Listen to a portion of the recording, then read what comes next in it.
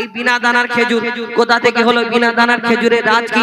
একদিন আমার নবীর কাছে এক ইহুদি এসে প্রশ্ন করে, মুহাম্মদ শোনো শোনো, এই দুনিয়াতে তুমি যে শেষ নবী, তুমি আল্লাহর পয়গম্বর বলে দাবি করছো, তুমি যে তোমাকে নবী বলে মেনে নেব, এই দুনিয়াতে তোমার আগে অন্যান্য নবীরা এসেছিল, আর এই দুনিয়াতে সেই নবীরা অনেক মুজিজা দেখিয়েছিল। দুনিয়াতে কোন নবী মুর্দাকে জিন্দা করে দেখিয়েছে, কোন নবী এই দুনিয়াতে আশাবাড়ির কামাল ছিল, কোন নবী পশু পাখির ভাষা বুঝতে পারতো, কিন্তু তোমাকে মুহাম্মদ আমি শেষ নবী বলে মানবো, এটা কেমন করে হবে? আমি কি করে বুঝবো যে তুমি শেষ নবী, তুমি আল্লাহর পয়গম্বর? আমি তোমার কাছে একটা পরীক্ষা করতে চাই।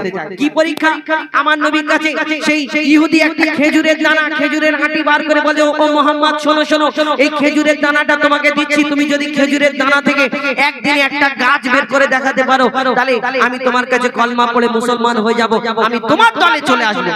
যখন এই কথা বলে, আমার নবী মিচকি হেসে বলে, ওই ইহুদি ভাই শোনো, তোমার এই খেজুরের দানাটা তুমি আমাকে দিয়েছো, আমি তোমার সামনেই পুঁতে দিচ্ছি, কালকে তুমি এখানে এসে দেখবে একটা গাছ হবে, খেজুর গাছ, আবার সেই শুধু গাছ হবে না, সেই গাছেতে খেজুর হবে, সেই খেজুর তোমাকে খাওয়াবো। যখন এই কথা বলে, ইহুদি চিন্তায় পড়ে যায়, একদিনে খেজুর থেকে, একদিনে দানা থেকে গাছ হবে, আবার সেই দানা থেকে আবার গাছ হবে, আবার গাছে খেজুর হবে, আবার খেজুর খাওয়াবে, এটা কেমন করে হয়? এটা তো অসম্ভব ব্যাপার, ইম্পসিবল, এটা তো সম্ভব না।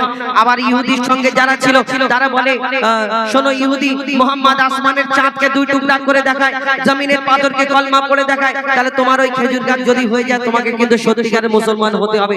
ইহুদি চিন্তায় পড়ে যায় যে সত্যিকারের যদি আমি আমার যদি গাছ হয় আর গাছে তো যদি খেজুর হয়, তাহলে আমাকে তো মুসলমান হতে হবে। তাহলে ইহুদি চিন্তা করে, সেদিন কি ফোন দিয়ে আটলো আমার নবীকে বেইজ্জত করার জন্য, আর আল্লাহ কি করলো? নবী ছন্দের মাধ্যমে লিখছে, দেখো, এক খেজুর দানা নিয়ে এক ইহুদি নবীর কাছে কয়, বলে তোমায় নবী মেনে নেব, এই দানাতে যদি একদিনে গাছ হয়, তোমায় নবী মেনে নেব, এই দানাতে যদি একদিনে গাছ হয়, আর সেই দানা নিয়ে নবী আমার মাটিতে পুঁতে হাসে, সেই দানা নিয়ে নবী আমার মাটিতে পুঁতে হাসে, বলে এই দানারই ফল খাবে গোকাল ইহুদি তুমি এসে, এই দানারই ফল খাবে গোকাল ইহুদি তুমি এসে, ভাবে ইহুদি সত্যি যদি এই দানাতে গাছ হয়ে যায়, সেই ভয়েতে গভীর রাতে ইহুদি সেই দানা চুরি করে তুলে নেয়। ইহুদি চিন্তা করে, সত্যিকারের যদি গাছ হয় তাহলে আমাকে মুসলমান হতে হবে, তাহলে কি করতে হবে? গভীর রাতে এসে সেই দানাটাই আমি চুরি করে তুলে নিয়েছি, তাহলে আর এই দানা থাকবে না, আর গাছ হবে না। ইহুদি খুব মজায় যাচ্ছে চিন্তা করতে করতে, কালকে আমি লোকজনকে জড়ো করব আর বলবো মুহাম্মদ গাছ দেখাবে বলেছে, কিন্তু গাছ হয়নি।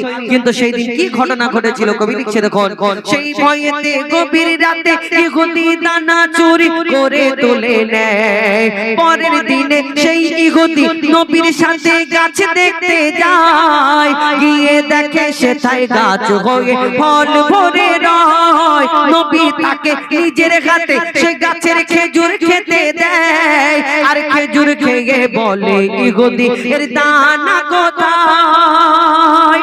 ইহুদি আবার প্রশ্ন করে, বলে মুহাম্মদ সব খেজুরের মধ্যে যদি দানা থাকে, তোমার এই খেজুর গাছে খেজুরের মধ্যে দানা নেই কেন? আমার নবী যদি তাকে বলে তুমি খেজুরের দানা চুরি করেছো, তার মনে কষ্ট হবে, কিন্তু আমার নবী কারোর মনে কষ্ট দিতে চায় না। আমার নবী কি উত্তর দেয় কবি ছন্দের মাধ্যমে লিখছে, দেখো, সেই খেজুর খেয়ে বলে ইহুদি এর দানা কোথায়? নবী বলে যে গাছের দানা রাতে চুরি হয়ে যায়, সেই বিনা দানার গাছের খেজুরে দানা কি আর হয়?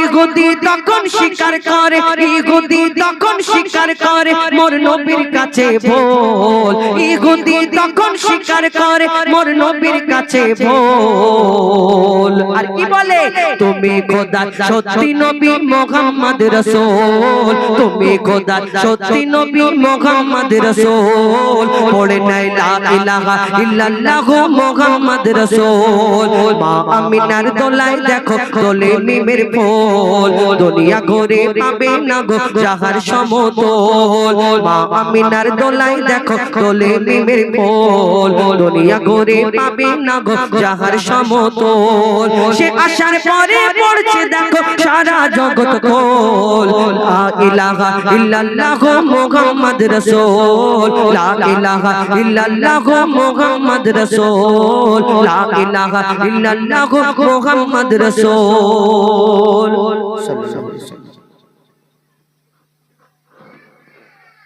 हेलो जिसकी आंख में